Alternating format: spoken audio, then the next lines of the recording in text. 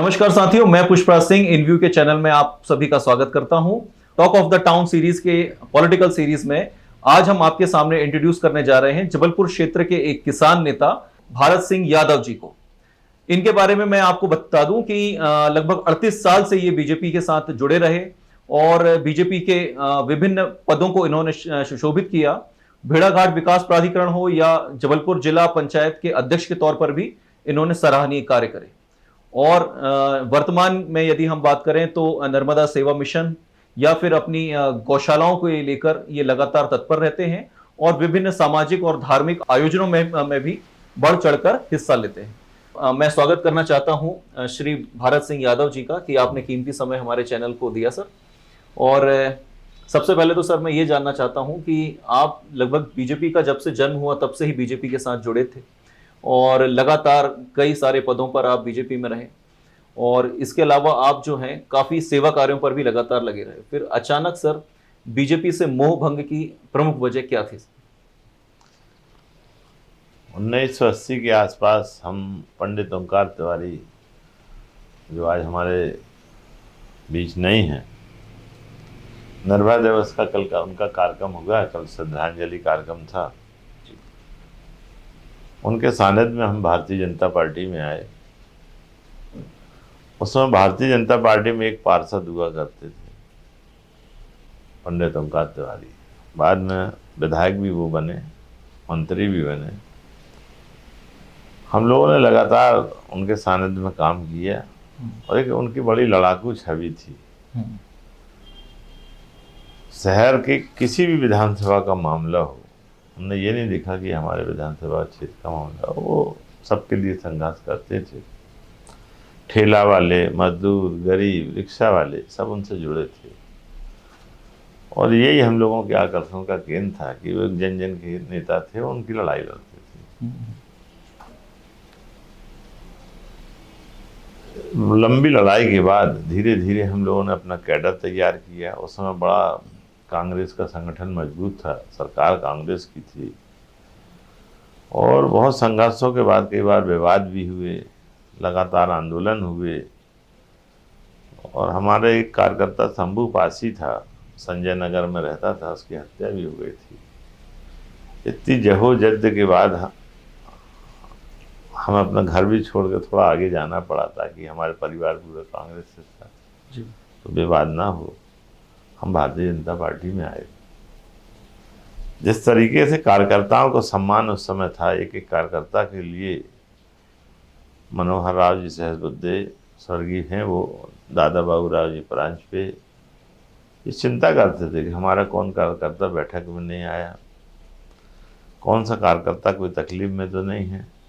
कभी वो चाय पीने के बहाने कभी फ़ोन करके उनसे पूछ लेते थे। लेकिन धीरे धीरे ये हमारी जो पार्टी है कुछ ऐसे गंदे लोगों के बीच चली गई जिनने भाजपा के विधायकों को हरवाने का प्रयास किया ही। पंडित ओंकार तिवारी के खिलाफ ये लड़े और साजिश करके इनने अनारू तिवारी को मध्य विधानसभा में चुनाव हरवाया। पार्टी ने इनको टिकट दे दी। हमने सोचा चलो हो सकता है कि कोई गलतियां हुई होंगी, लेकिन जब उनका ये चुनाव जीते और उसके बाद जो बर्ताव इन्होंने किया कार्यकर्ताओं के साथ से, चूँकि ये कभी जुड़े तो थे नहीं और विशेष तौर पर जो पंडित ओंकार तिवारी जी के सानिध्य में थे या जुड़े लोग थे, उनसे बड़ा दुर्व्यवहार, अच्छी भाषा का उपयोग नहीं करना और एक वर्चस्व बनाना, जो आजकल अधिकांश राजनेताओं में देखा जाता है कि वो केंद्रीकरण की राजनीति करने लगे कि दूसरा कोई ना बचे। दूसरी बार हम लोगों ने आग्रह किया अपने प्रदेश के केंद्रीय नेतृत्व को, 9 लोग हम लोग वरिष्ठ लोग गए थे कि हमारे किसी वार्ड अध्यक्ष को भी आप टिकट दे दो, हम लोग हाथ पैर कर जोड़ के इसको चुनाव जितवा लेंगे। लेकिन जैसा इनके बड़े भाई साहब अभी बोल रहे हैं कि दूसरा चुनाव वो छल बल कपट से और पैसे की ताकत से जीते। निश्चित तौर पर ये मंडी के अध्यक्ष थे, वहाँ किसानों के साथ काफ़ी अत्याचार होते थे, मारपीट होती थी। हमने वहाँ भी आंदोलन किए किसानों को लेके। हमारे आज मंत्री रहे बब्बू सरदार, हरनजीत सिंह जी, ये भी हमारे साथ थे। नारायण चौधरी थे हमारे साथ थे। दमोह नाका में भी हमने चक्का जाम और पुतला दहन किया। हम हमेशा गलत कामों का विरोध करते थे, चाहे वो हमारे पार्टी के लोग हों और चाहे वो कोई लोग हों। तो ये लड़ाई और संघर्ष के बाद हमने जब देखा कि ना हमारा केंद्रीय नेता तो सुनने तैयार, ना प्रदेश का नेता सुनने तैयार, तो ऐसी स्थिति में विरोध के अलावा अब हमारे पास क्या बचता है। तो कार्यकर्ता के सम्मान में हम सामने आए और जनता ने हमें आशीर्वाद दिया और जिस तरीके की हमारे लिए मतदान किया है पब्लिक ने, हम उन्हें कोट कोट धन्यवाद देते हैं, उनको चरणों में नमन करते हैं। हमने इसकी कल्पना नहीं की थी कितना बड़ा आशीर्वाद वो हमको देंगे, और हमने भारतीय जनता पार्टी से इस्तीफा देकर चुनाव लड़े। तो दर्शकों, जैसे कि हम बता दें कि विगत चुनावों में श्री भारत सिंह जी जो हैं ये द्वितीय इस स्थान पर रहे थे, जबकि इन्होंने निर्दलीय चुनाव लड़ा था। सर, जैसा कि आपने अभी हाल ही में बताया, कुछ आरोप की बात हुई, इन्हीं के जो बड़े भाई हैं इन्होंने काफ़ी गंभीर भ्रष्टाचार से संबंधित आरोप उनके ऊपर लगाए। तो उन आरोपों को वर्तमान विधायक जी से आप किस तरह से कनेक्टेड पाते हैं और उसके ऊपर आपकी क्या टिप्पणी है?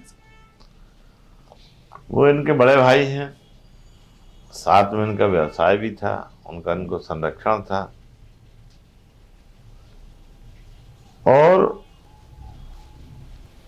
उन्होंने भी एक दो स्टेटमेंट में बोला कि हम गलत काम पसंद नहीं करते थे, हम समझाते थे, ये मानते नहीं थे।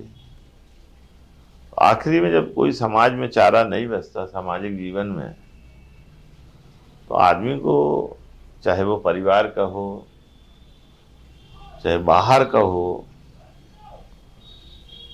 विरोध तो करेगा। कहीं ना कहीं इनने उनसे अभद्रता और छेड़छाड़ की होगी, तब वो इतने दुखी होकर आज भोपाल की सड़कों में घूम रहे हैं। वहाँ से वो दिल्ली जाने वाले हैं। भाई तो भाई होता है, लेकिन कहीं ना कहीं इतना बड़ा उनको धक्का लगा है, चाहे इनने उनको अपमानित किया हो, उनकी प्रतिष्ठा खराब करने का प्रयास किया हो। क्योंकि ज़्यादा हमको जानकारी नहीं है, लेकिन जिस आरोपों को वो लगा रहे हैं, हमें नहीं लगता वो कभी बगैर प्रमाण के कोई आरोप लगाते हैं। राजेंद्र तिवारी जी हमारे बड़े भाई हैं, एडवोकेट्स हैं, हम उनको बड़े की तरह सम्मान करते हैं, क्योंकि हम लोग एक क्षेत्र के लोग हैं। आप भी सर, आपने उनके खिलाफ चुनाव लड़ा और हाल ही में आपने भी उनके ऊपर काफ़ी गंभीर आरोप लगाए, जैसे कि शराब सिंडिकेट को लेकर बात हो या फिर ट्रस्ट की ज़मीन को लेकर बात हो, जैसे उमा महेश्वर मंदिर जो कि खजरी पे है। तो इस तरह के आरोप, ये खासकर आरोप को थोड़ा सा विवरण में विस्तार में बताने की कृपा करें सर। हमने बिहार आरोप के बारे में बताया कि चुनाव के दौरान भी उनने हमारे कार्यकर्ताओं से बदतमीजी भी की, उनके लोगों ने भी की। पूरे शहर के एलिमेंट्स घूमते थे, बैनर फाड़ते थे, धमकाते थे, क्योंकि सत्ता उनकी थी। ट्रैक्टर को सीट डेल से शराब बढ़ती थी, वेयर हाउसों में शराबें उतरती थी। जो बेचारे कार्यकर्ताओं ने कभी हमारा काम किया होगा या कांग्रेस का काम किया होगा, उनके वेयर हाउस खाली डले हैं। और हमें सबसे ज़्यादा तकलीफ इस बात की होती है कि कोई विधायक अपनी क्षेत्र की जनता के लिए, उसकी रोजी रोटी के लिए आंदोलन करे। जो सोसाइटियों में लूट हो रही है, 100-100 रुपये बोरा गेहूं पे ले रहे हैं, उसके लिए बोले। अभी 240 रुपये मूंग पर लिए गए। इतनी मेहनत की कमाई किसानों की, अभी जब सिंचाई का समय आता है तो किसानों को रात में बिजली देते हैं। सांप बिच्छू ठंड, जब 4 टेम्परेचर 5 टेम्परेचर होता डिग्री, तो हमारा किसान फटे कपड़े लपेट के पानी में घुस के मोटर चालू करता है। अनेक घटनाएं होती हैं कि किसान करंट से मर जाते हैं, गीली जमीन होने से, कहीं सांप काटते हैं। हमारे जनप्रतिनिधियों को इसकी चिंता नहीं। शराब का रेट गिरे, उनके कुछ लोग जुड़े हुए होंगे जिनको लाभ पहुंचाने के लिए वो शराब का आंदोलन कर रहे हैं, और जब उनको शराब सस्ती मिलने लगी सब शांत हो गया। तो आज राशन की चिंता नहीं है, मिट्टी तेल की चिंता नहीं है, भरण पोषण की चिंता नहीं है। हम जब जिला पंचायत के अध्यक्ष थे, 13,000 से ज्यादा ऐसे वृद्ध थे जिनका फिंगरप्रिंट्स नहीं मिलता था, अंगूठे नहीं मिलते थे, उनकी पेंशन बंद हो गई थी। हमने हर सप्ताह 7 दिन के अंदर में बैठ कर ली, लगातार हर ब्लॉक की बैठकें ली। हम उसको 6,000 पे लाए, 7,000 लोगों का राशन चालू कराया, उनकी पेंशन चालू कराई। तो कहीं ना कहीं हमसे जो अच्छे काम बने वो हमने करने का प्रयास किया है। सब पनागर, जैसा कि हम देखते हैं कि एक अर्ध ग्रामीण विधानसभा है और यहाँ के किसानों को सबसे बड़ी समस्या एक तो आपका यूरिया है, दूसरा जो किसान की जो फसल की बिकवाली होती है उसका समय में भुगतान नहीं होता। तो ऐसे मुद्दों के ऊपर सर आपने एक बृहद आंदोलन विगत 5 वर्षों में ऐसा देखा नहीं गया। तो किसानों की कहीं ना कहीं अपेक्षा तो है आपसे कि आप किसान नेता हैं, फिर इस तरह के कोई बड़ा आंदोलन क्यों नहीं किया गया सर? आंदोलन राजनीतिक दलों को करना चाहिए। हम तो अपने दादा गुरु भैया जी सरकार से जुड़े हैं, हमारे गुरुदेव शंकराचार्य जी महाराज स्वरूपानंद जी रहे हैं, और गाय के प्रति हमारा सम्मान, गौ सेवक हैं हम। यूरिया खुलेआम बिक रही मंडियों में, मंडी के बाहर ले जाके बेचते हैं, ब्लैक हो रहा है। चूंकि जनप्रतिनिधियों का और अधिकारियों का उनको संरक्षण है, ये मिल के बिकवा रहे हैं।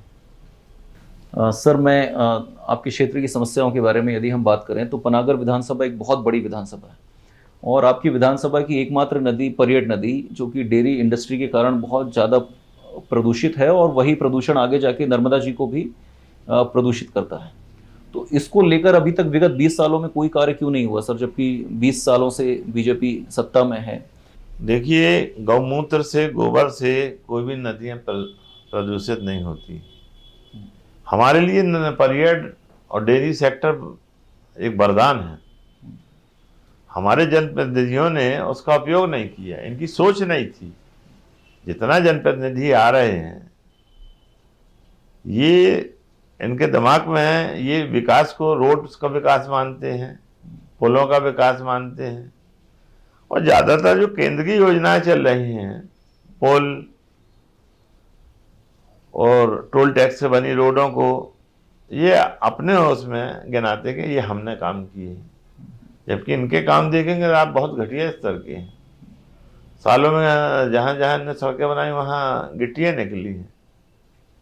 क्योंकि हमारे समाज में भ्रष्टाचार बढ़ा है, और भ्रष्टाचार के कारण, हमारे विकास के कारण जितने भी काम हो रहे विकास के, ये बलि चढ़ गए।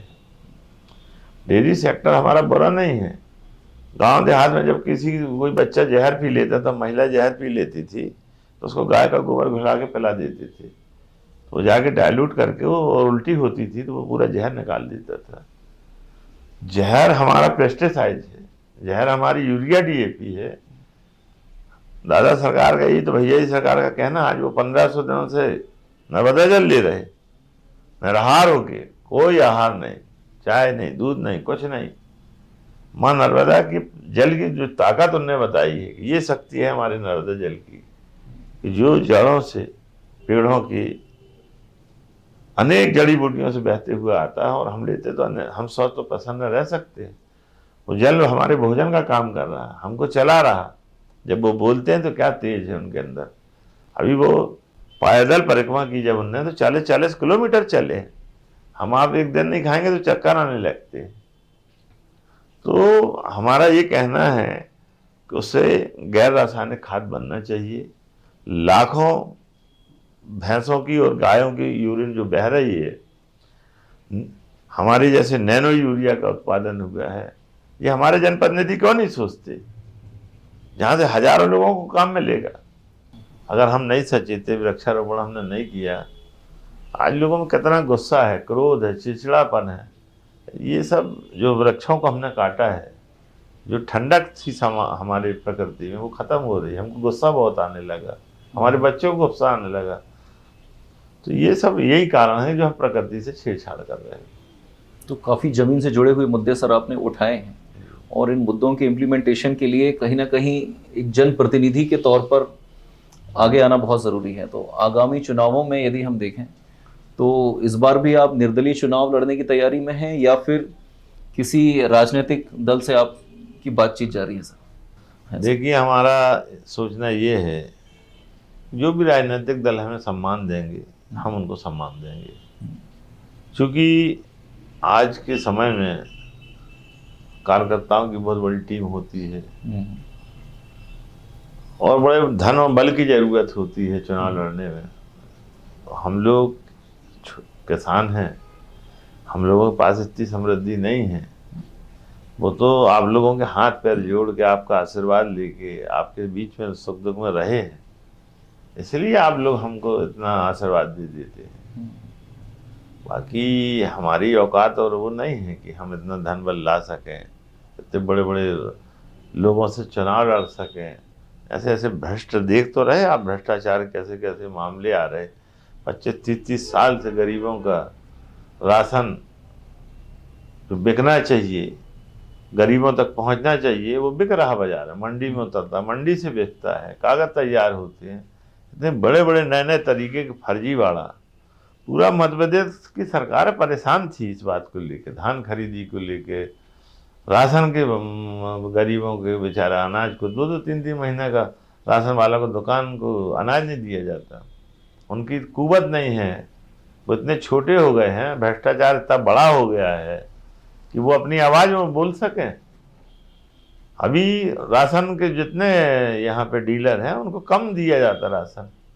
कभी उनको डांटते हैं या बोलते कि भैया पूरा उनको राशन दो, वो बोलते भैया हमको 2.5 कुंटल के आसपास कम मिला है, हम क्या देंगे उनको, हम कहाँ से दे दें, हम अपना मकान बेच दें, लड़के बच्चे नहीं पालेंगे क्या। तो जो एक बहुत बड़ी भ्रष्टाचार की कड़ी है, ये टूटना चाहिए। लेकिन सर हम देखते हैं कि सत्ता पक्ष के पास सर जो है काफ़ी लोक भावने स्कीमें हैं, जैसे लाडली बहना योजना है, या फिर राशन की बात करें, या फिर जो गरीबों के लिए घर बनाए जा रहे हैं, इस तरह की योजना है। जबकि आप जो हैं जमीन से जुड़े हुए मुद्दे और काफ़ी क्रांतिकारी परिवर्तन जैसे कि जैविक खेती की बात करते हैं। तो कहाँ तक आप जनता को इस चीज़ को लेकर कन्विंस कर पाएंगे कि ये वर्तमान सिस्टम को छोड़कर आपको वोट करें सर? देखिए, लाडली बहना का जहाँ तक मामला है, आज हम उनको लालच दे रहे वोट के लिए। अब हम निर्दलीय हैं, मान लीजिए बीजेपी बोली 1000 देंगे, फिर 1200 देंगे, फिर 3000 देंगे। कांग्रेस को बोलना चाहिए हम 1500 देंगे, 3000 देंगे, फिर 5000 देंगे, फिर 7000 कर देंगे। और भारत सिंह यादव को ये बोलना चाहिए कि हम अगर हमारी सरकार बनी तो हम तुमको 10,000 देंगे। 10,000 इसलिए देंगे कि निर्दलियों की सरकार बनती नहीं है। ये चीजें हमारे समाज को बर्बाद कर रही हैं। आज चाहे वो श्रीलंका हो, बांग्लादेश हो, पाकिस्तान, दिवालिया हो गए। इस पे हमारे न्यायालय को सामने आना चाहिए, क्योंकि सबका विश्वास वहीं पे है और वही हमारे लिए कुछ कर सकते हैं। हम राजनीतिक दलों से आग्रह करते ना कि आप 2 साल पहले घोषणा करो और उसको काम करके दिखाओ, चुनाव के समय नहीं। हम जब जिला पंचायत के अध्यक्ष थे, हमने इंदिरा आवास की, प्रधानमंत्री आवास की किस्तें दी, 1-1, 2-2 किस्तें आई, उसके बाद उनकी किस्तें बंद हो गई। उनने बेचारों ने अपने अपने मकान तोड़ लिए और उनके घरों में पानी गिरता रहा। किराए से मकान में रहते रहे, वो कहीं कर्जा लेके बनाया, वो बेचारे कर्जदार हो गए। तो हमने उनका मकान भी तोड़वा दिया, उनको कर्जदार बनवा दिया। अभी आवास का पैसा, प्रधानमंत्री आवास का भी नहीं आ रहा है। अब जिनने अगर लालच में अपने मकान तोड़ लिए होंगे वो तो रोड पे आ गए। अब वो किराए वो जितना तुम दोगे नहीं उतना हमसे ले लोगे। और ये किस्तें जब आती हैं तो 60 से 70 हजार रुपये डंपर रेता हो जाती है, गिट्टी के रेट बढ़ जाते हैं, सीमेंट के रेट, लोहा के रेट बढ़ जाते हैं। तो कुल मिला के उस गरीब को मिलता क्या है? और बीच में इनके एजेंट, दलाल, अधिकारी वो अलग पैसे लेते हैं। आज पूरा अमला राजस्व का इसी में लगा है। जनप्रतिनिधि गलत काम करवा रहे हैं उनसे, प्रॉपर्टियां खरीद रहे उल्टी सीधी, कहीं मंदिरों की जमीन, कहीं ट्रस्टों की जमीन, सब में हेरा फेरी। आज ट्रस्टों की जमीन इसलिए लोग दान देते थे कि हमारे संस्कृत पाठशाला के बच्चे पढ़ें, एक हमारा समाज का सुधार हो। बड़े बड़े ट्रस्टों में, मंदिरों में जमीन इसलिए लगाई जाती थी कि मंदिरों की व्यवस्था चले। हमारे यहाँ उमा महेश्वर ट्रस्ट था, 68 एकड़ जमीन 30 लाख रुपए की बिकती थी साल पे, और जाके मंदिर की आप लोग दुर्दशा देखो। भगवान शंकर जी तो जहां तहां पड़े हैं, लेकिन लोगों ने अपना विकास कर लिया है। अधिकारियों से भी हमारा आग्रह कि उनको जाके देखें, उनका जो पैसा वहां लगे, अच्छे पर्यटन स्पॉट, अच्छी फूल और गार्डन डेवलप हो, ताकि हमारा वातावरण शुद्ध हो। तो सर, काफ़ी ज्वलंत मुद्दे आपने उठाए हैं, और मैं जानना चाहता हूं कि जैसा कि आपने कहा कि जो भी पार्टी आपको सम्मान देगी आप उसके बैनर तले चुनाव लड़ेंगे। यदि कहीं बात नहीं बनी तो क्या हम अपेक्षा कर सकते हैं कि इस बार भी आप निर्दलीय चुनाव विधानसभा में लड़ेंगे सर? हमारा तो ऐसा है, देखिए कि भाजपा वाले तो हमको लेंगे नहीं, क्योंकि वहाँ इतने समृद्धशाली लोग हमको पार्टी में जाने ही नहीं देंगे। और खास करके हम जिनके खिलाफ चुनाव लड़े हैं वो हमारी एंट्री क्यों होने देंगे, एक पद्धति क्यों पालेंगे। और दूसरे राजनीतिक दलों का है भाई, उनके कार्यकर्ता, उनकी पार्टी के लोग हैं, वो विचार कर रहे हैं तो कर सकते हैं। और अगर ढंग के कैंडिडेट नहीं आए, जैसा हमारा पैमाना, जैसा हम सोचते हैं, नहीं आएंगे तो हम लड़ेंगे चुनाव। हमको क्या दिक्कत है लड़ने में। आप तैयारी से हैं पूरी तरह से? हम तो 24 घंटे की तैयारी पे रहते, कोई हमारा एक दिन का थोड़ा ना। हम तो निकले घर से तो फिर 12 बजे 1 बजे रात तक, जब तक है पब्लिक फील्ड पे रहते हैं। जैसा कहते हैं ना कि बट के झाड़ के नीचे चारा भी नहीं होता, अब वो पोजीशन चल रही है, सब वट वृक्ष बनने में लगे हुए हैं। तो हमारा तो एक जनता इतना आशीर्वाद दे कि बड़े बड़े वट वृक्ष धराशायी हों, ताकि गाय के चरने के लिए चारा उगे और सब लोग स्वतंत्रता और अच्छे काम हो क्षेत्रों में। चलिए, इशारों ही इशारों में आपने कई ज्वलंत मुद्दे उठा दिए और कई सारे आरोप सत्ता पक्ष के ऊपर लगा दिए हैं, और हमारी टीम की तरफ से आपको बहुत बहुत शुभकामनाएं सर कि इसी तरह से आप जनता से जुड़े हुए मुद्दों को उठाते रहें, और आगामी चुनावों हेतु आपको बहुत शुभकामनाएं। धन्यवाद सर।